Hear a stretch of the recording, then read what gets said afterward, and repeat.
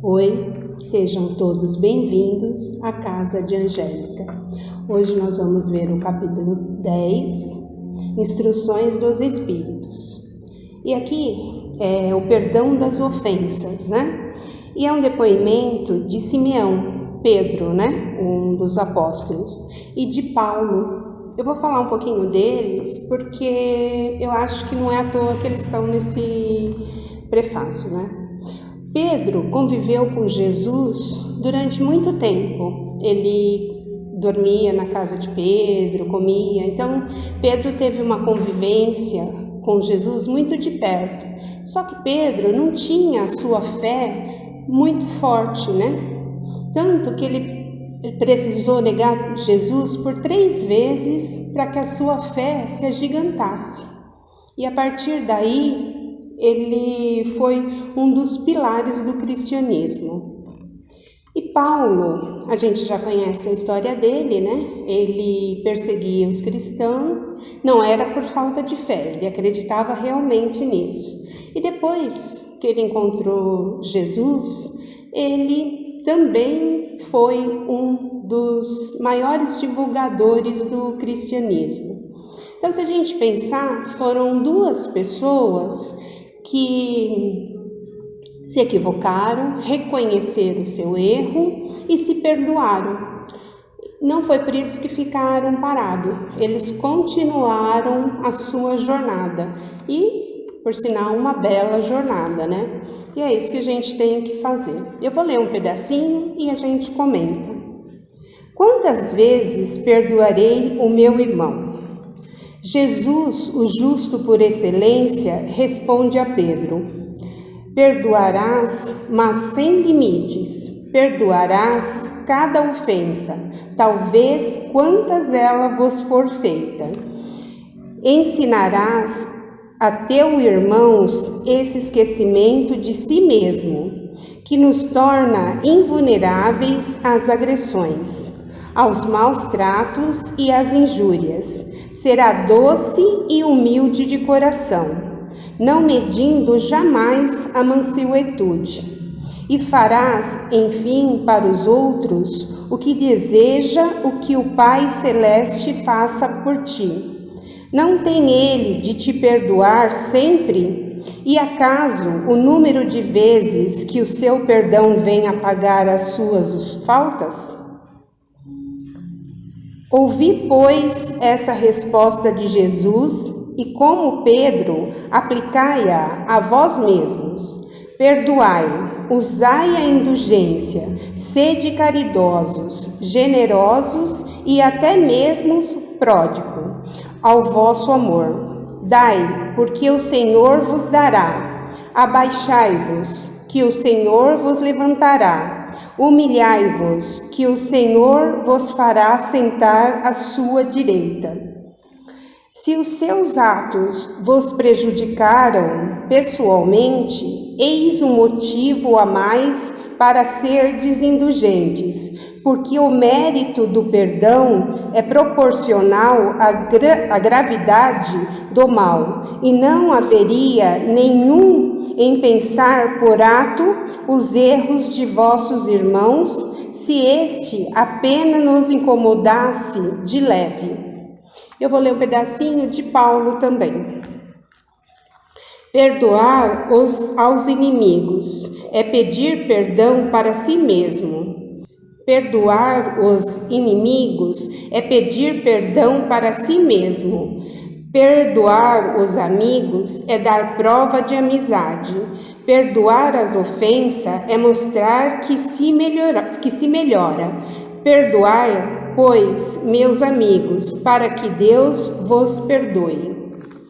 Então aqui, né, eles vêm nos chamar a atenção da importância do perdão, do quanto é importante a gente não se fazer de vítima, né?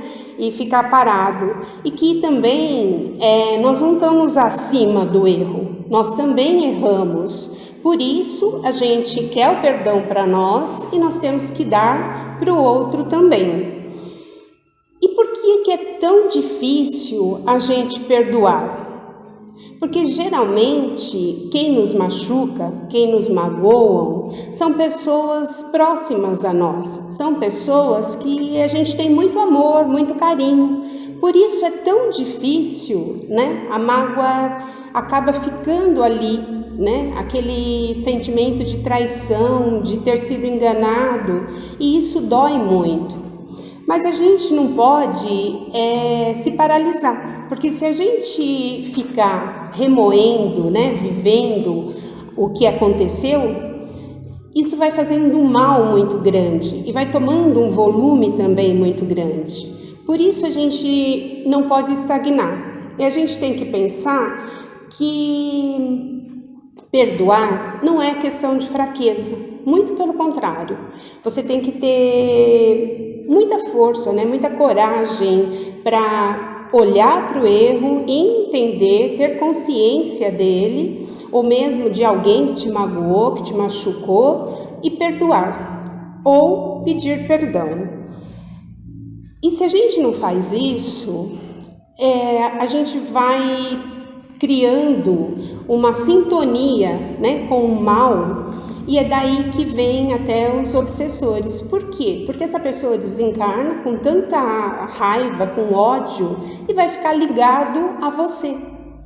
E a gente pensa assim, morreu, então tá leve, né? Paciente, já é tranquilo. Não, a gente não muda, né? Como a gente é aqui, a gente acaba sendo do outro lado. E a gente também não pode esquecer de perdoar os que já desencarnaram. Porque muitas vezes a gente tem uma mágoa, né? Do pai, da mãe, do irmão, do filho, de um amigo, do avô, da avó, porque ele tratava tão bem a minha irmã e ele não fazia isso para mim. Ele gostava mais dela do que gostava de mim. Ele fazia tudo para minha prima. Meu avô nem ligava para mim. E quando a gente faz isso, acaba magoando eles, porque eles conseguem sentir o que a gente está sentindo, ouvir o que a gente está falando. Então, quando você tiver qualquer coisa, qualquer diferença, não pense nisso. Pense na pessoa, nas coisas boas que ela fez, nas coisas boas que ela participou na vida com você. Não fique lembrando das mágoas, perdoe realmente, fale, tudo bem, era o melhor que ele podia ter feito, ou eu talvez não tenha entendido, e realmente sinta isso, só que tem que ser um perdão verdadeiro, não dá para ser da boca para fora, né, que nem você fala assim, eu perdoo, mas eu nem quero ver na minha frente, não quero nem que cruze meu caminho, ou então você fala assim, tudo bem, eu perdoo, mas ele vai se ver com Deus, ele vai acertar a situação dele, e não é assim, né? Porque a gente tem que realmente pensar e se desculpar, porque não adianta a gente ficar orando para Deus, pedindo para que Ele nos perdoe, né? Para que Ele faça o melhor para nós, se a gente não consegue fazer para o outro, porque a gente orar não esconde os nossos defeitos. Deus conhece a gente muito bem. Então, Ele sabe exatamente do que a gente precisa e do que a gente não precisa. E se a gente está passando por uma dificuldade, por uma coisa, é porque realmente é daquilo que a gente precisa para crescer. E a gente deve agradecer, como Paulo falava, né? Dai graças, né? Mesmo no ruim, quanto no bom. Eu vou contar uma história de Chico, né? Quando ele estava ainda lá em Pedro Leopoldo, ele tinha um cachorrinho que ele gostava muito, e esse cachorrinho ficou doente. E ele trabalhava, vinha rapidinho, cuidava do cachorrinho, depois ia para o trabalho mediúnico, voltava novamente de madrugada, ficava cuidando do cachorrinho, tudo. A sua irmã achou que aquilo era muito trabalho para ele, né? E que o cachorrinho estava sofrendo e tudo, e resolveu sacrificar o cachorrinho. E o Chico ficou muito chateado, né? Muito magoado mesmo com a irmã dele por ter feito isso, né? Ela pediu perdão e tudo, mas ele ficou triste por ela ter feito isso. E isso estava atrapalhando os trabalhos mediúnicos. Então Emmanuel chega para ele e fala assim: Chico, esse sentimento que vocês estão tendo, você e sua irmã, está atrapalhando o trabalho. Descobre o que ela mais quer e dê de presente para ela. E aí Chico fala assim, quer dizer, eu fui o ofendido e eu ainda tenho que comprar um presente? E aí Emmanuel fala, a receita não é minha, é de Jesus. E aí Chico descobre que ela queria uma máquina de costura, né? Compra a máquina e tudo. E na hora que ele dá para ela, é uma alegria tão grande, tanto para ele quanto para ela, que é desfeito na hora, né? Cria uma luz muito grande no coração dele e dela. E é assim que a gente tem que fazer. Se a gente realmente tem alguma mágoa, alguma dificuldade com alguém, a gente realmente deve tentar até negociar, né? Se a pessoa não quer te perdoar, tentar fazer o melhor, tentar ver se a gente conquista o coração, porque tem muita gente que é muito endurecido. E é como se quando a gente chegasse aqui, né, a gente reencarnasse, é como se a gente ganhasse um pedaço de terra bem fértil e na mão um punhado de flores. E ao longo da vida a gente vai plantando e geralmente a gente planta muitos espinhos e aí a gente começa a se machucar nesses espinhos. E nós temos 3 atitudes que são comuns, né? A primeira atitude é de a gente se sentir culpado, achar que a gente não teve sorte na vida, ficar chateado, tentando julgar. O outro faz desse jeito, eu faço assim, não dá certo para mim. Ou então a gente se desculpa, né? Fala assim, não, eu não plantei esses espinhos. Muito pelo contrário, alguém deve ter passado por aqui e plantado. Ou não, deve ter sido algum passarinho que veio e jogou essas sementes. Não fui eu não faria isso. Alguém passou aqui e plantou isso, não fui eu. Ou a terceira, né? Que é se responsabilizar. Realmente tomar consciência de que você errou, que você não fez da forma correta, tentar reconhecer os seus erros e tentar corrigi-lo, né? E olhar para sua mão e ver que você ainda tem um punhado de flores e que dá para você seguir plantando. Porque você reclamar, né, se culpar ou se desculpar, não vai te ajudar em nada. Não vai fazer você progredir, não vai fazer você ir para frente nem nada. E muitas vezes você fica perguntando, né, mas quem é o culpado, né? E a resposta não é quem é o culpado, mas quem é responsável. E é isso que a gente tem que fazer, né? A gente tem que ir em busca da nossa responsabilidade. E quando a gente entende que realmente magoou e foi magoado e tudo, nós temos 3 etapas para seguir. A primeira etapa é se arrepender. Então você olha, toma consciência do que você fez de errado, entende que você não quer mais aquilo para você, e aí você vai atrás de consertar, de arrumar o que não está bem. A segunda, você passa pela expiação. E o que seria a expiação? É você experimentar o outro lado da situação. É você ser magoado, ser humilhado, ser agredido, se achar injustiçado. E por que Deus faz isso? Né? Porque Ele quer te castigar? Não, muito pelo contrário. Ele quer que você aprenda. né? Então, você com isso vai se tornar mais humilde, mais sensível, muito mais amoroso.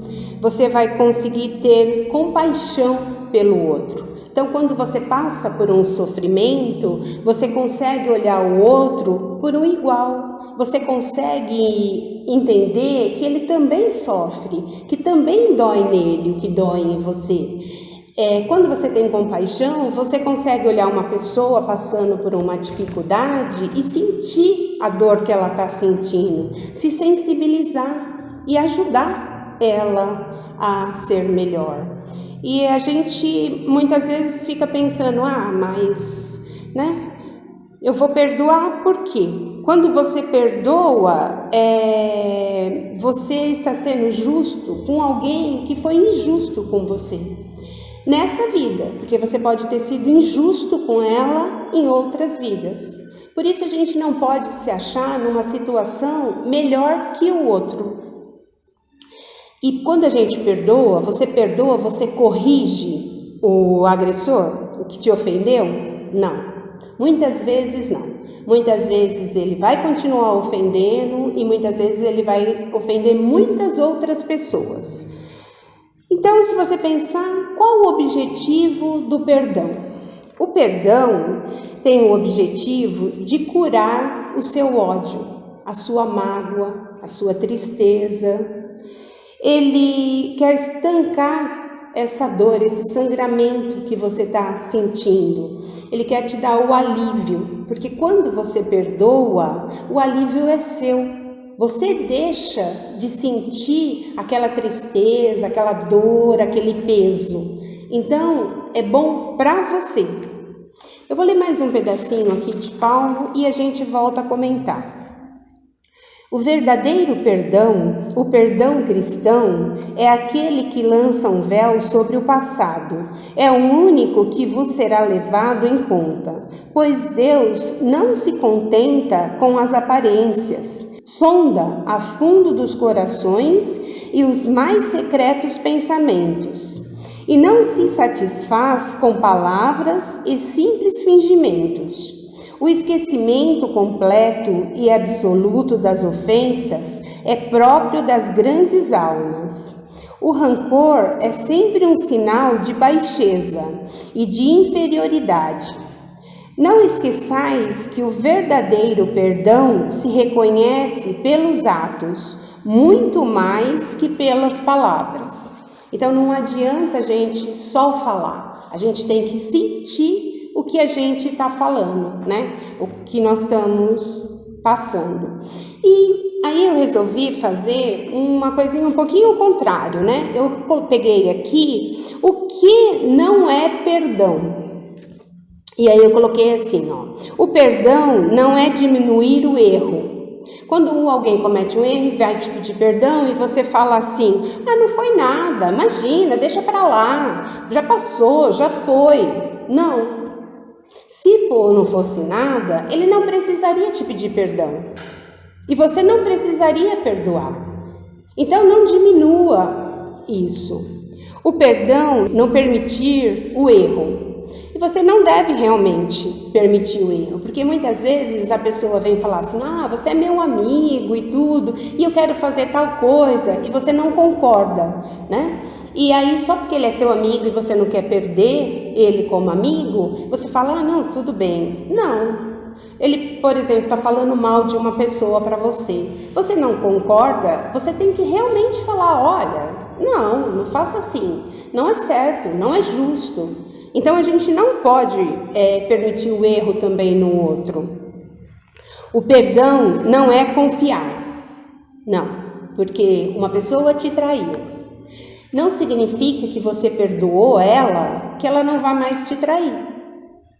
Se você tinha uma empresa, por exemplo, e ele era teu sócio e ele te deu um golpe, lógico que você não vai montar uma outra sociedade e trazer ele de sócio, né? Então, perdoar não significa que apagou, que ele virou outra pessoa. Às vezes não, às vezes sim, mas o tempo é que vai te mostrar isso. Perdoar não é não admitir o erro. E muitas vezes a gente fala assim, eu não fiz isso, não, imagina, né? Desculpa, se eu fiz eu nem notei, nossa, foi sem querer. Você fala, não, você fez sim, você fez assim, eu me senti magoado, não acho que é legal, então, por favor, da próxima vez, preste atenção, né? E não deixar passar. O perdão não é esperar um pedido de perdão. Muitas vezes a gente fica aqui, vou esperar que aquela pessoa me perdoe. Estou pronta para dar o perdão para ela, mas estou aqui esperando. Talvez essa pessoa nunca vá te pedir perdão. Talvez ela nem saiba que ela errou. Talvez ela não reconheça o erro dela. Então, se você se sentiu magoado e está em condições de perdoar, perdoa. Às vezes nem procure ela, perdoe em oração, peça perdão por o espírito dela, porque muitas vezes você vai procurar essa pessoa e ela vai falar, quem te perdoar, que não sei o que, e você vai ficar até tão bravo que nem vai conseguir perdoar essa pessoa. Então muitas vezes é melhor a gente nem procurar. Se a pessoa ainda não conseguiu entender, perdoa, faça uma oração. Inclusive é bom a gente fazer uma oração pedindo perdão para o nosso antepassado, é sempre bom. Então, se a pessoa não está em condições de te pedir perdão, peça você. Se não tem condições de conversar com ela, peça em oração, peça para o espírito dela. Reze toda vez que você fazer uma oração para o seu filho, para o anjo da guarda seu, faça por ela também. Perdoar é esquecer? Não, a gente não esquece. Quando a gente foi magoado, quando a gente foi humilhado, quando a gente foi roubado, a gente não esquece. Aí a pessoa fala, se você não esqueceu, você não perdoou. Não, você perdoou sim. Porque você perdoa o sentimento ruim que você está sentindo. Você deixa de sentir esse sentimento, mas o ato em si, ele continua ali. Então, o que você não esqueceu é o ato, mas o sentimento sim. É como se você foi atropelado e você ficou paraplégico. Você perdoou a pessoa que te atropelou, porque ela não teve intenção e tudo. Você volta a andar? Não é? Você não vai lembrar? Vai, porque está ali a todo momento. Mas você não vai lembrar com rancor, com raiva, com ódio, né? Então, a gente não esquece. Perdoar é não sentir mais dor? Não, a gente sente.